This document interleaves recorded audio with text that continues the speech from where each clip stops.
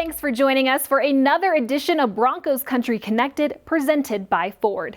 As the wild card round unfolded over the weekend, there was a feeling of frustration here in Broncos Country, knowing this franchise was in the hunt before an 0-4 record to close out the season kept them out of it once again. 2021 could best be described as the season of streaks, winning and losing in bunches with spectacular moments sprinkled throughout and too many close games going to the other guys. There's no doubt this team will look much different in 2022, but before we look forward to what's to come, first let's look back on the 2021 season to remember what this franchise has to build on in the months to come.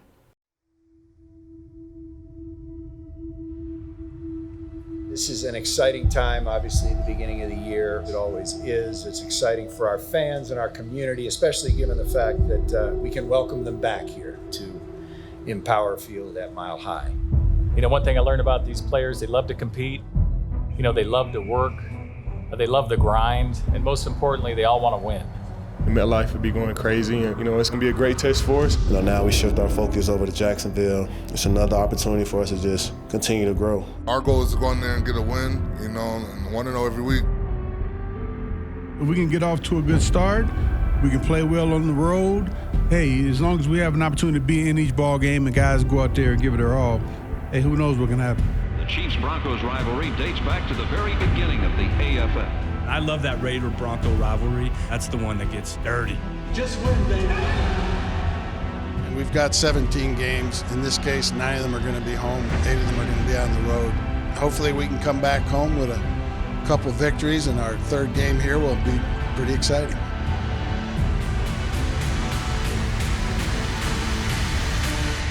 Here's the thing, we're not at the point of desperation, but if you look at the AFC West, we're right there. This week is a real telltale sign of how we can position ourselves to get into the playoffs.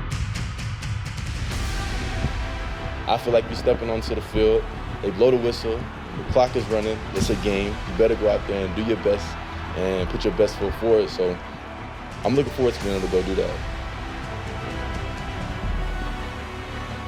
We want to be relevant November, December. We want to make a push for the playoffs. I know Vic feels the same way. But, it does no good talking about it. We have to do it on the field, and we plan on doing that. I'm ready to play. I'm excited to play. It feels good to be back. As one of the leaders on this team, I can speak for, the most of the guys on the team saying, we want to be the team that kind of turns this whole thing around and to get back to where the Broncos have always been.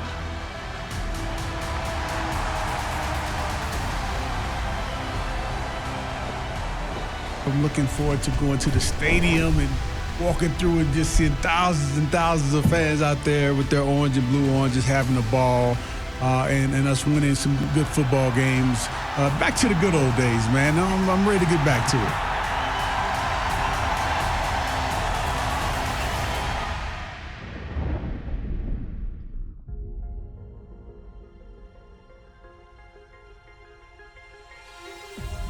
Honestly, man, you just gotta always respect the game. Respect the game, you respect your opponent. Because that team, they work extremely hard the same way we do. They've been playing some good football. They're a few breaks away from, winning certain games and things like that. For us, we just gotta focus on us, control us. You want to know every week is what you're focused on. You enjoy the win on a Sunday, come back in on Monday, watch the film. After you're done watching the film, you're on to the next team. My mentor, he texted me Sunday after the game, and he was like, man, don't take the cheese. It's poison. It's rat poison. It's those constant reminders to stay grounded, respect the game, continue to work hard, because there's always room for improvement. As long as we focus on us, make it about us, and just control the things that we can control, we should be able to go out on Sunday and play our best.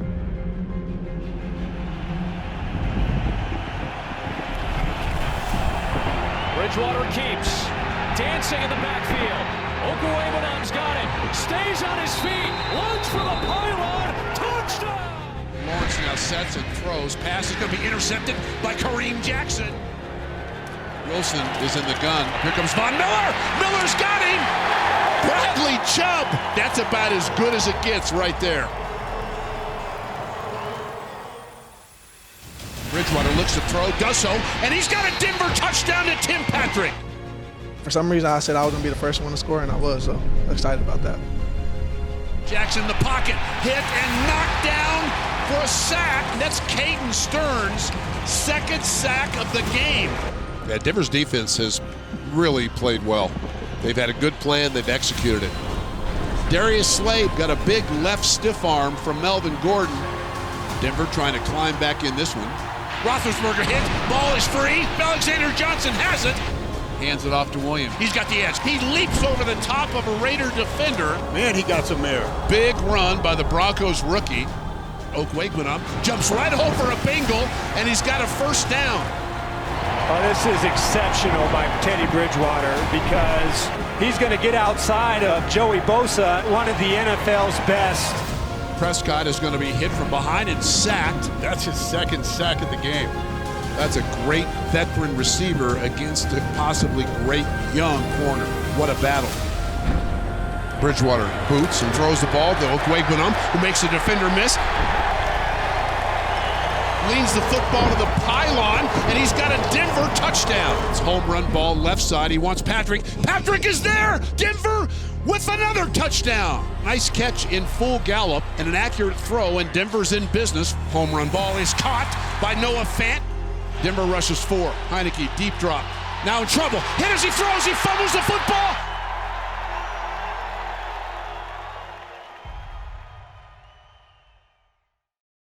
A special thank you to Austin Brink, Senior Manager of Broadcast Productions, who captured the 2021 season masterfully. While those were the best images on film this year, as we head to break, I'll leave you with the best still shots by the ever so talented Gabriel Christus.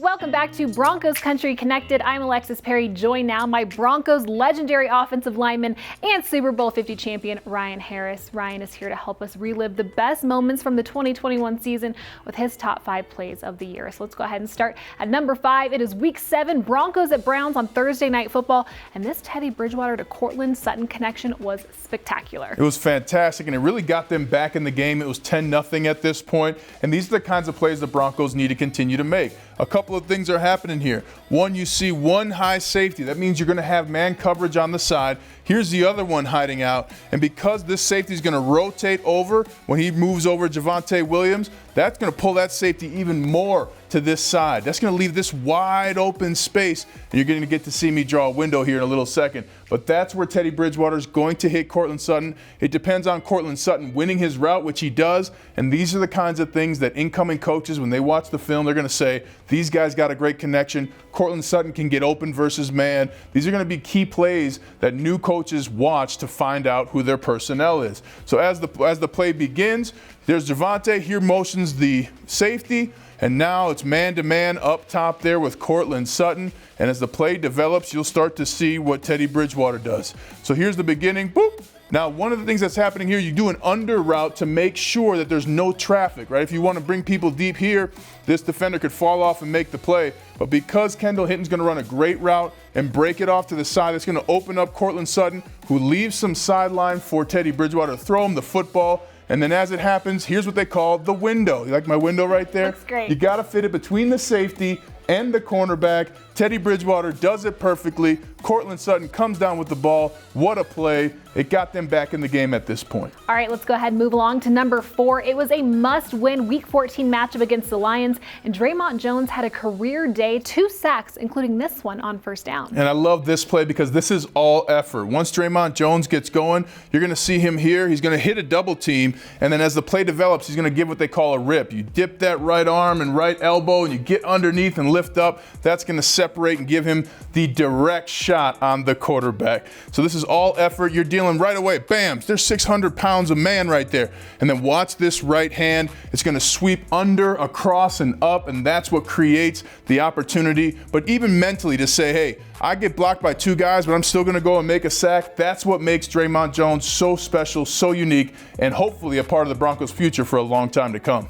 Moving on to number 3, it's week 4 and the Ravens are in town, and it's the rookie running back Javonte Williams who steals the show with this 31-yard run at the end of the first quarter. And really, this could be all 5, this top 5, could be 5 Javonte Williams runs. He was that amazing this year. But what you're going to see is a double team, and why I like this play, you're going to get some movement here. If you want to laugh a little bit, watch this guy towards the end of the play. But also watch Lloyd Cushenberry and some others, because not only does Javonte Williams get through the line of scrimmage, but then others help him downfield. That's how you establish a culture of a run game in the NFL. So as the play develops here, you're going to get that movement. Bam! Oh, people are on the ground. But here, because Cortland Sutton's getting enough on his defender, that defender cannot make a tackle on Javonte Williams. He's going to spin out, find open grass, and then we get to see the fun parts. Boom, right here, the block tackles get away from him. 1, 2, 3 different Broncos offensive players are right next to him. Bodies on the ground again. Somebody's about to be on the ground.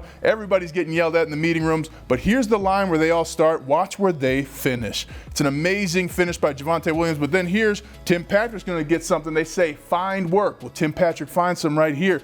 Look out, he's coming, boom, get off, and there's another 5, 6, 7 yards because of that hit. That's what I love, and they always say end of the screen. How many players are in the end of the screen? You got 2 offensive linemen and a receiver who didn't get the ball in your screen. That shows teamwork, that shows a willingness, and then of course Javonte Williams doing all the dirty work with his feet. Amazing play. Great team effort all around. But now we're on to number 2. It's week 12 and it's Denver's first divisional matchup of the year.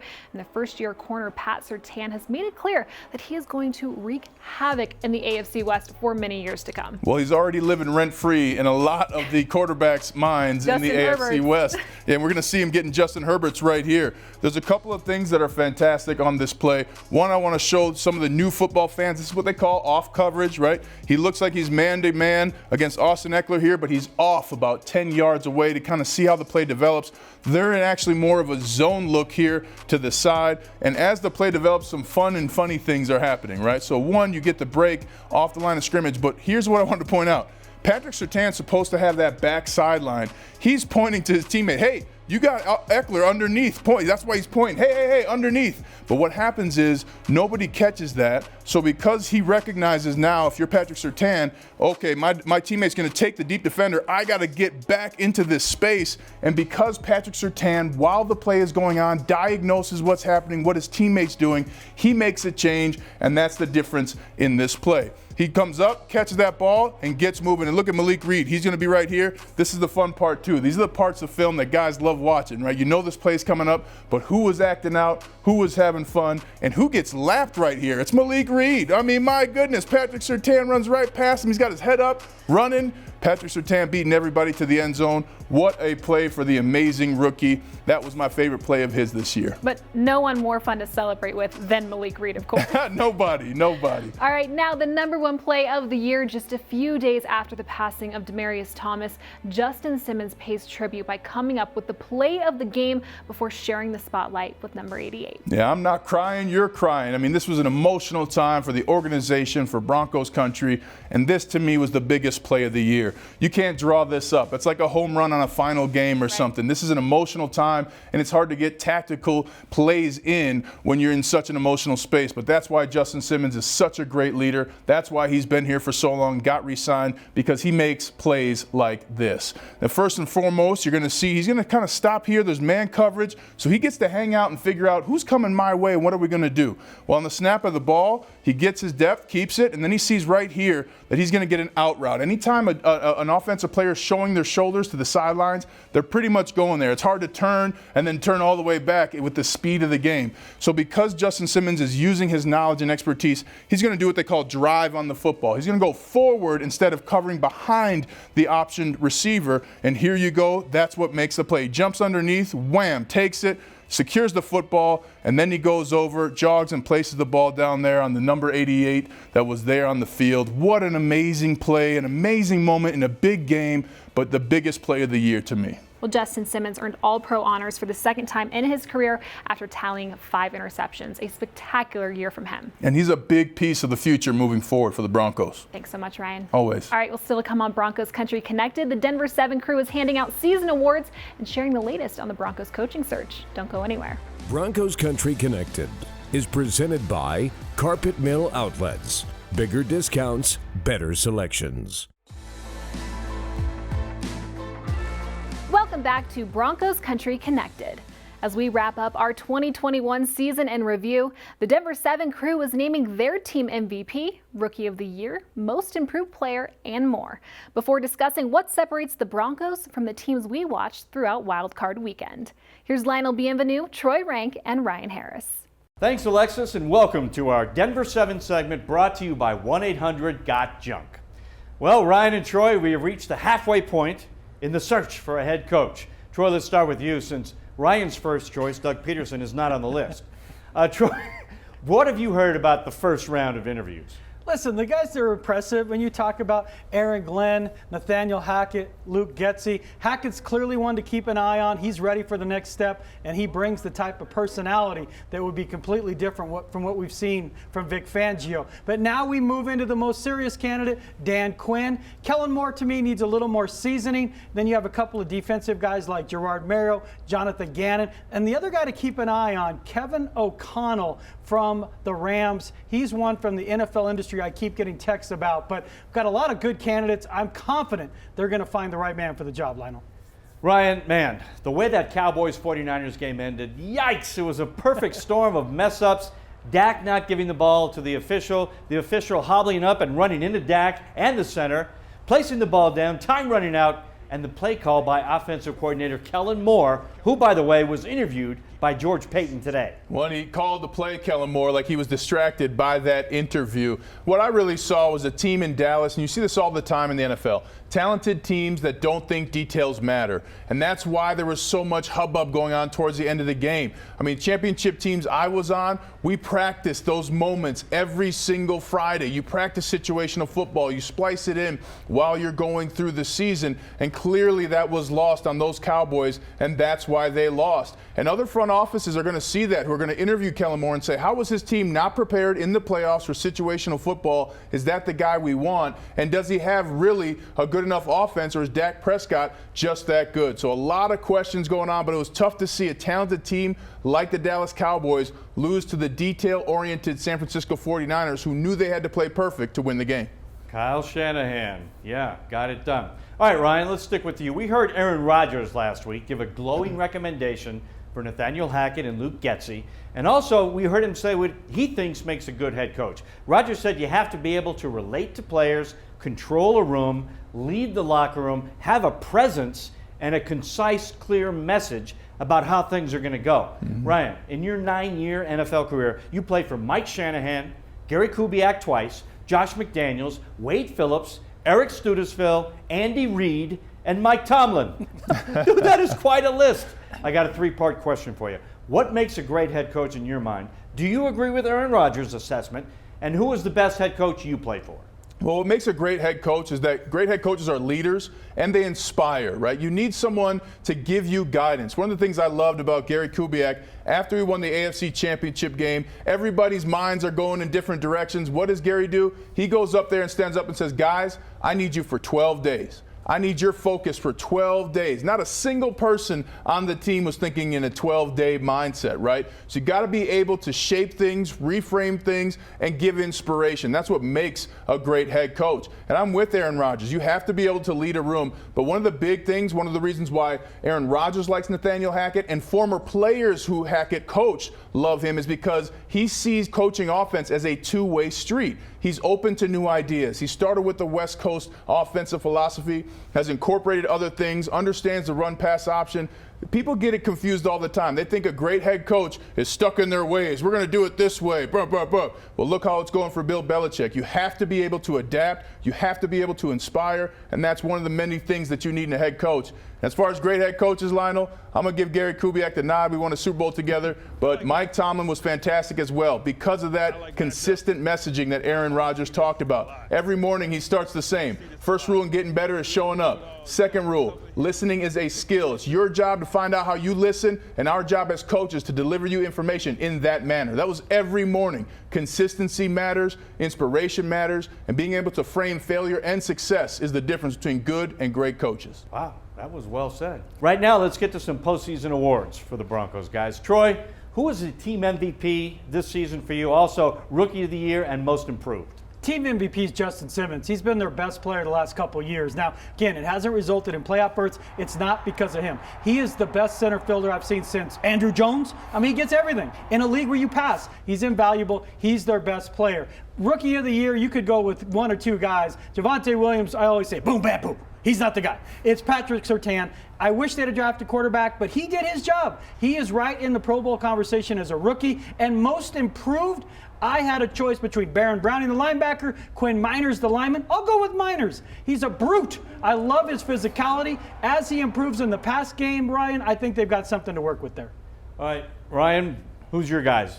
Well, for MVP, give me Javonte Williams. Yes, he's a rookie, but you're not even anywhere near that conversation of having a winning record towards the end of the season without him. Rookie of the Year, give me Quinn Miners. He did a fantastic job. You don't know where that offensive line is without him. And then Most Improved, I want Kendall Hinton. What he did for the Broncos, playing that wide receiver position, he got better every week. He loved the opportunity. You can tell that watching guys on film. He appreciated the opportunity to play. I think he earned himself some more time with the Broncos. So give me Kendall Hinton as the Most Improved player as he improved each and every game this season. All right, Ryan and Troy, great stuff as always. A huge week coming up for the Broncos. And as I said, we'll be back next week to break it all down for you. But right now, let's go back to you, Alexis. Thanks so much, guys. Well, that's all the time we have, but we'll see you same time, same place next Tuesday for Broncos Country Connected. Thanks for watching. Broncos Country Connected is brought to you by Ford Trucks. Built better, built stronger, built Ford tough.